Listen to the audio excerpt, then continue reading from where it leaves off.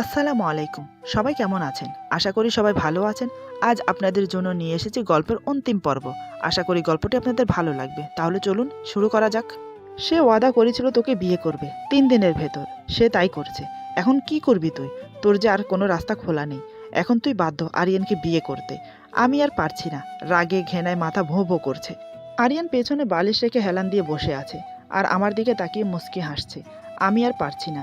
রাগে আমি জ্ঞান শূন্য হয়ে পড়ি। হঠাৎ হাতে থাকা কাচের গ্লাস নিজের কপালে মারে। সাথে সাথে কপালের মাঝখানে ফুলে যায়, কারণ গ্লাসটা ভারী ছিল। সকালে ঘুম থেকে উঠে পানি পান করার অভ্যাস ছিল আমার, তাই গ্লাস হাতে নিয়েছি পানি পান করব বলে। ঠিক তখনই আরিয়ানের ফোন আসে। আমি গ্লাস হাতে নিয়ে খাটের কোণে বসে শুনছিলাম কি বলছে।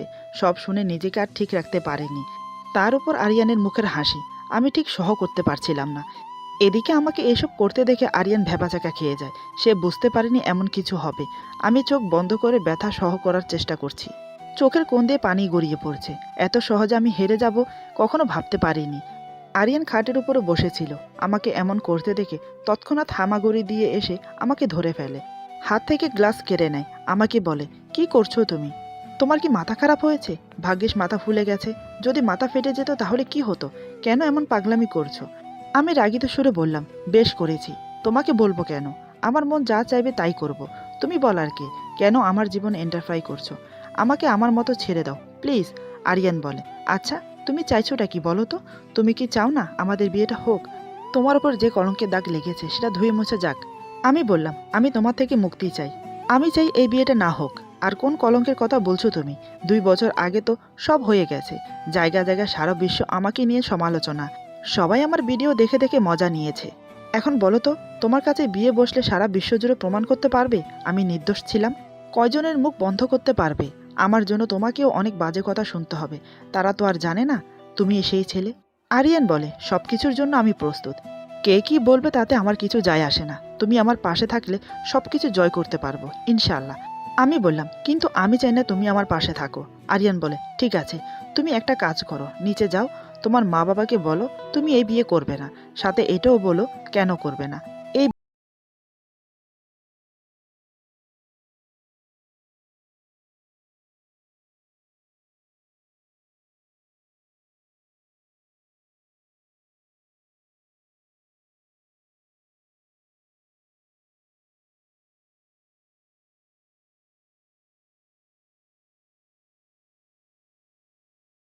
বলবে না মা বাবাকে না করতে, মা বাবার অবাধ্য হতে। তাহলে কেন নিজেকে কষ্ট দিচ্ছ? দেখো কপালের মাঝে কিভাবে ফুলে গেছে। খুব ব্যথা করছে তাই না? দাঁড়াও আমি আসছি। এই বলে ওয়াশরুম থেকে টাওয়াল ভিজিয়ে এনে কপালে চেপে ধরে। আমি ব্যথায় চোখ বন্ধ করে নিলাম। আমার মুখের ভাব দেখে আরিয়ান আমার হাত ধরে বলে, একটু শান্ত হয়ে বসো, দেখবে ঠিক হয়ে যাবে। আচ্ছা, আইস পাওয়া যাবে? আমার একটু দরকার ছিল। আমি বললাম, আছে, একটু দাঁড়াও আমি নিয়ে আসছি। এই বলে রান্নাঘরে চলে যাই। কিছুক্ষণ পর আরিয়ানের জন্য নাস্তা নিয়ে ফিরে আসি। সাথে আইস নিয়ে আসি। আরিয়ান বলে, এতক্ষণ লাগে আইস নিয়ে আসতে? আমার হাতের দিকে তাকিয়ে বলে, আবার নাস্তা আনতে গেলে কেন? আমি বললাম, সকাল কয়টা বাজে সেদিকে খেয়াল আছে? আরিয়ান বলে, তাতে কি হয়েছে? এমনিতে আমার খিদে নেই। আমি নাস্তাও সামনে রাখি। আরিয়ান নাস্তায় হাত না দিয়ে আইস নিয়ে টাওয়ালের মাঝে রেখে আমার কপালে চেপে ধরে। আমি বাধা দিলাম। আরিয়ান আমার হাত ধরে নিচে নামিয়ে বলে, একদম না, চুপ করে বসে থাকো। আমি বললাম, তোমার নাস্তা ঠান্ডা হয়ে যাবে। আরিয়ান বলে, হলে হোক, সমস্যা নেই, তুমি চুপ করে বসো। আরিয়ান অনেকক্ষণ ধরে আমার কপালে আইস চেপে ধরে রাখে। আমি বললাম, অনেক হয়েছে, আর লাগবে না, তুমি নাস্তা করে নাও। আরিয়ান বলে, তুমিও তো নাস্তা করোনি, এসো একসাথে খাবো। আমি বললাম, আমার খিদে নেই, তুমি খেয়ে নাও। আরিয়ান বলে, সেটা বললে হচ্ছে না, আমার সাথেই খেতে হবে। নাস্তা করে মেডিসিন খেতে হবে। আমি বললাম, এখন কি আমার তোমার কথা মতো চলতে হবে? আরিয়ান বলে, বর্তমান তুমি আমার হবু বউ, তোমার খেয়াল রাখা আমার কর্তব্য। তাই বলছি এসো নাস্তা করে নাও, তা না হলে আমি খাবো না। এই তো মহাজালায় পড়লাম। আমি কিছুক্ষণ ওর দিকে তাকিয়ে নাস্তা খেতে বসলাম। আরিয়ান আমার দিকে তাকিয়ে মুচকি হেসে নাস্তা খেতে শুরু করে। সে মনে মনে মহা খুশি আমাকে নিজে করে পাবে বলে। এদিকে বিকেলে ভাইয়া কলেজ থেকে এসে আমার বিয়ের কথা শুনে অবাক হয়ে যায়। সবচেয়ে বেশি অবাক হয় পরশুদিন বিয়ে হবে সেটা শুনে। ভাইয়া বলে, তোমরা কি পাগল হলে? আফরিনের মতামত না নিয়ে বিয়ে ঠিক করে ফেললে? অন্তত ওকে একবার জিজ্ঞেস করা উচিত ছিল।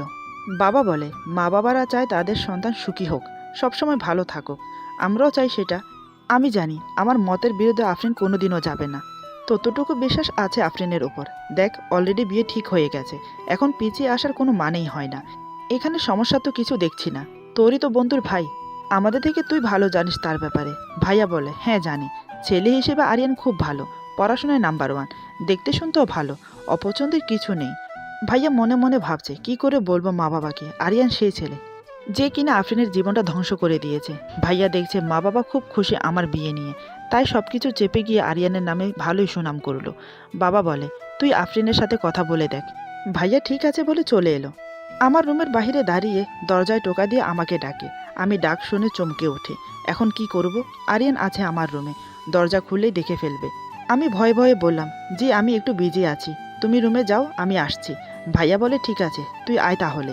এই বলে চলে গেল। আমি হাঁপ ছেড়ে বাঁচলাম। আরিয়ান মুচকি হেসে বলে, এতটুকুতে ভয়ে হাত পা কাঁপছে। আমি বললাম, তোমার হাসি পাচ্ছে? আর একটুর জন্য তো ধরা পড়ে যাচ্ছিলাম। আরিয়ান বলে, ধরা পড়লে আর কি হতো, তাছাড়া তোমার আমার বিয়ে ঠিক হয়ে গেছে, হয়তো সেটা নিয়ে কথা বলতে এসেছে। আমি বললাম, খুব খুশি না তুমি? আরিয়ান বলে, তা তো বটেই, ভালোবাসার মানুষকে নিজের করে পাওয়ার আনন্দটা আলাদা, সেটা তুমি বুঝবে না। আমি বললাম, আমার বুঝে কাজ নেই, বিয়ে হলেও আমি তোমাকে স্বামী হিসেবে কোনো দিনও মেনে নেব না, এটা মনে রেখো। আরিয়ান বলে, জো হুকুম রানী, আপনি যা আজ্ঞা দেবেন তাই মাথা পেতে নেব। এই বলে আরিয়ান হো হো করে হেসে ওঠে। আমি আরিয়ানকে মুখ বেঁকিয়ে ভাইয়ার রুমে চলে গেলাম। দেখি ভাইয়া বিছানায় শুয়ে আছে। আমি আসতেই উঠে বসে বলে, এখানে বস। আমি বসে বললাম, আমাকে কেন ডেকেছ? ভাইয়া বলে, মা বাবা তোর বিয়ে ঠিক করেছে, তুই কি জানিস? আমি মাথা নিচু করে বললাম, হ্যাঁ। ভাইয়া বলে, কার সাথে ঠিক করেছে তুই জানিস সেটা?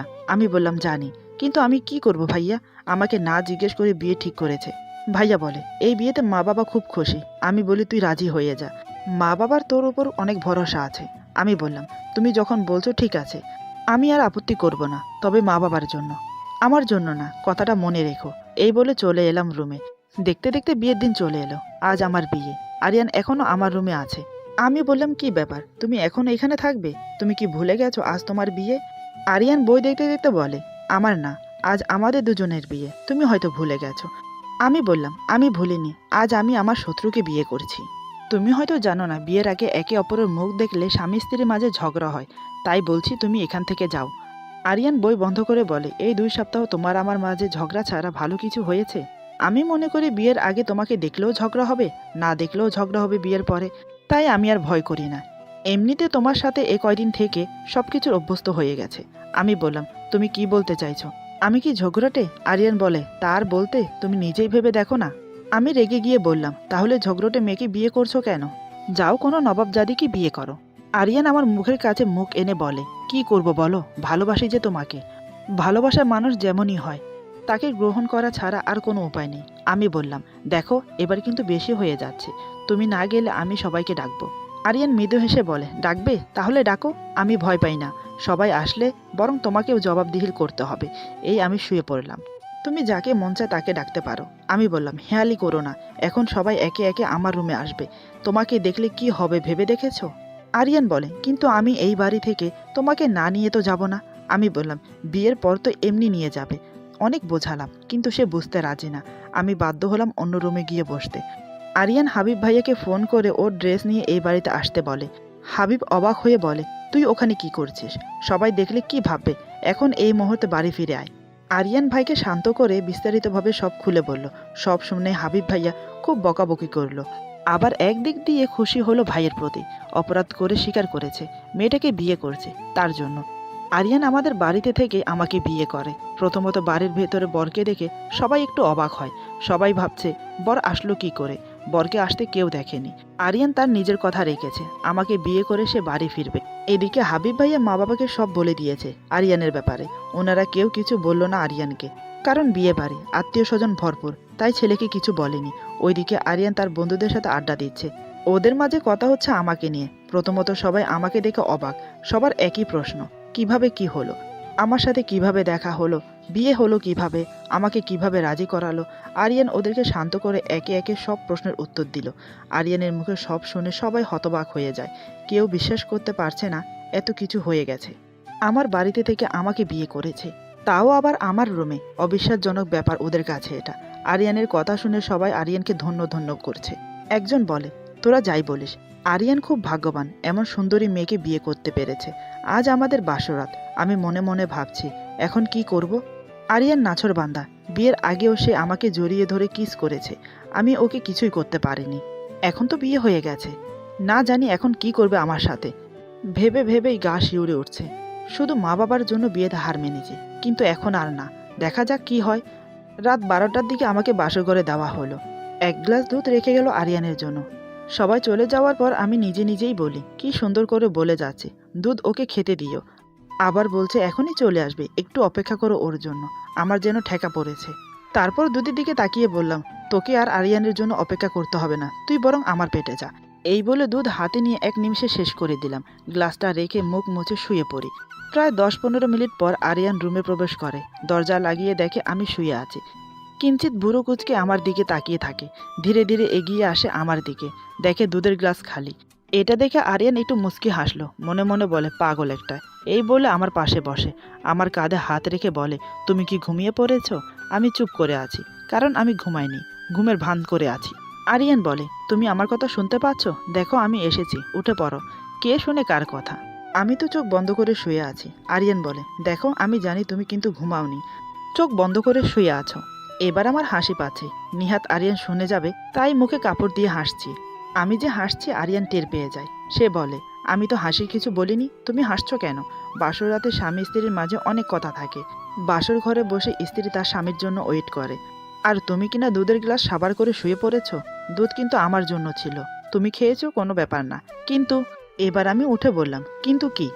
তখন থেকে বকবক করে যাচ্ছ কেন? শান্তিতে ঘুমাতেও দেবে না? আরিয়ান বলে, আজ আমাদের বাসর রাত, এই রাতে কেউ ঘুমায়? আমি বললাম, কিসের বাসর রাত? আমি মানি না। যাকে স্বামী হিসেবে মেনে নেনি তার সাথে আবার বাসর রাত? হাসালে তুমি। আরিয়ান বলে, এমন করে বলছো কেন?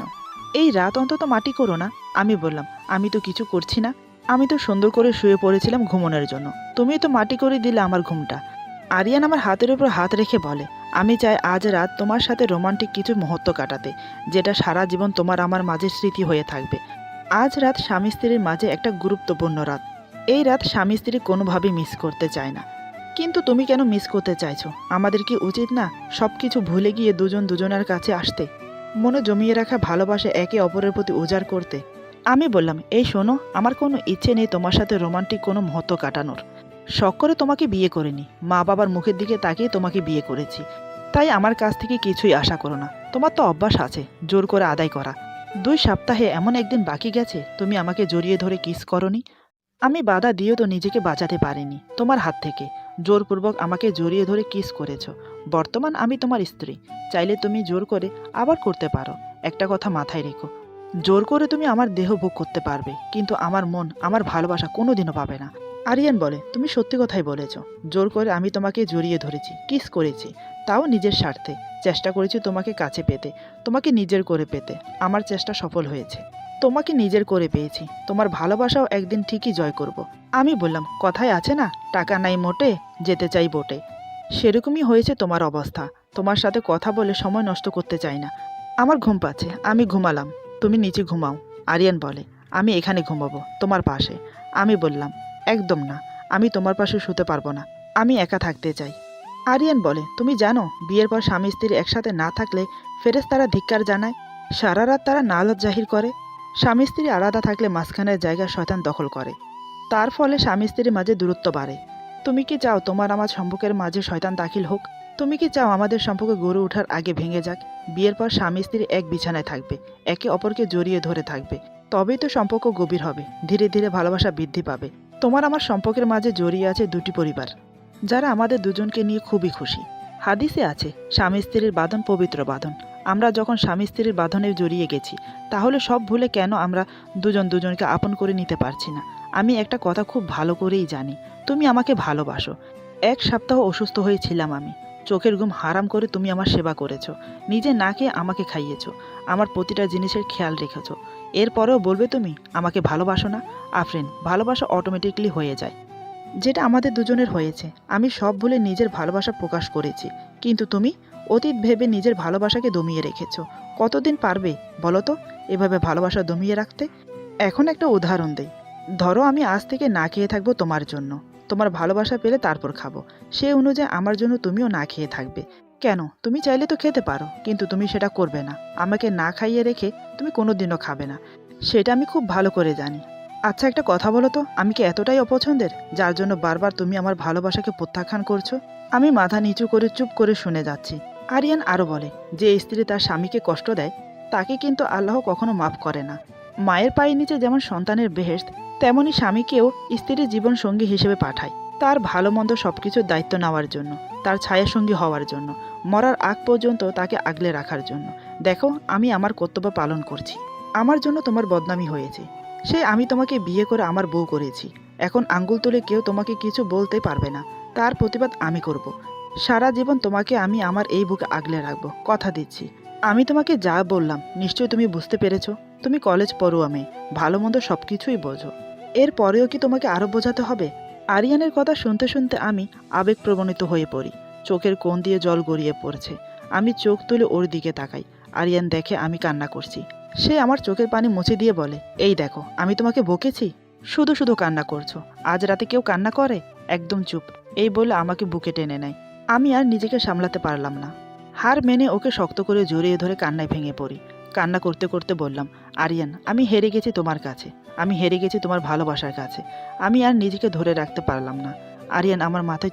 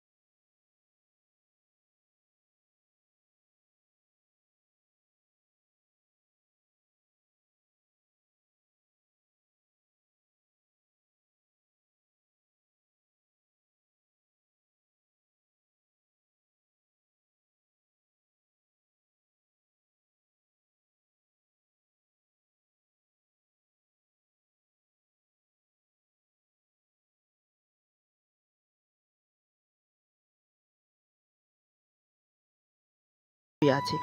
আরিয়ান আমার মাথায় হাত বুলিয়ে দিচ্ছে। ঠোঁটের কথা বলতে বলতে একসময় আবার ঠোঁটে কিস করতে শুরু করে। আরিয়ান কিস করতে করতে বলে, তোমার ঠোঁট দেখলে আমার নেশা ধরে যায়। জানি না তোমার ঠোঁটে কি আছে। একটা কথা বলবো, একটু আগে তুমি একা ঘুমাবে, আমার পাশে ঘুমাবে না, কিন্তু এখন আমার বুকে শুয়ে আছো, তাও আবার জড়িয়ে ধরে। হঠাৎ এত পরিবর্তন? আমি বললাম, নিজেই তো সব বললে, স্বামীকে কষ্ট দিলে নাকি আল্লাহ নারাজ হয়ে যায়, গুনাহ হয়। জেনে শুনে কে গুনাহর ভাগী হতে চায় বলো? আরিয়ান বলে, যাক, হাদিসের কথা শুনে সঠিক পথে এসেছো, সেটাই আমি খুশি। সবচেয়ে বেশি খুশি আজকের রাতটা তুমি মাটি হতে দাওনি। আজ তোমাকে নিজের করে পেতে চাই, একান্তভাবে। তোমার কোনো আপত্তি নেই তো? আমি বললাম, এখন কি পরের করে পেয়েছো? আমি তো তোমার কাছেই আছি, তোমার বুকে।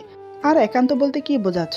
আমরা দুজন তো একান্তই আছি, ঘরে আর কেউ নেই তুমি আর আমি ছাড়া। আরিয়ান বলে, আরে বাবা, নিজের করে মানে আরও কাছে পেতে চাই, তোমাকে আদর করতে চাই।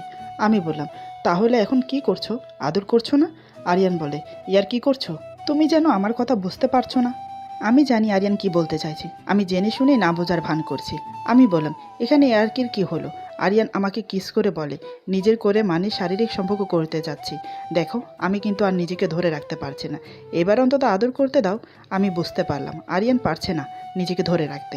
আমি মুচকি হেসে ওর বুকে মুখ লুকাই। আরিয়ান বুঝতে পারলো আমার মনের ভাব, সে খুশিতে টকবগিয়ে ওঠে, আমাকে আদর করতে থাকে। এক সময় প্রবল উত্তেজনা দুজনের মাঝে বিরাজমান হয়। সেই সময় আরিয়ান আমার কানে ফিসফিস করে বলে, এখন কিন্তু সঙ্গম করব, তোমার কোনো আপত্তি নেই তো? প্রথমবার হয়তো একটু ব্যথা পাবে, একটু ম্যানেজ করে নিও প্লিজ। ওর কথায় মুখ দিয়ে কোনো জবাব দিতে পারলাম না, শুধু মাথা নেড়ে সম্মতি জানালাম। আরিয়ান দেরি করলো না। এতদিনের সাধনা আজ পূরণ হতে যাচ্ছে, তাই দেরি করাটা বোকামি হবে। সে তার চরিতার্থ সাধন করতে লাগলো। প্রথমবার একটু সমস্যা হলেও পরে ঠিক হয়ে গেল। এখন দুজনে পরিতৃপ্তি শান্তি অনুভব করেছি। এভাবে কতক্ষণ কেটে গেল দুজনেই জানি না। এক সময় আরিয়ান ক্লান্ত হয়ে আমার পাশে শুয়ে পড়ল। আমাকে বুকে জড়িয়ে কপালে কিস করে বলল, আজ আমার সাধনা, আমার স্বপ্ন, আমার আশা সব সার্থক হয়েছে তোমাকে পেয়ে। ভালোবাসা মনে হয় এমনই হয়, তাই না?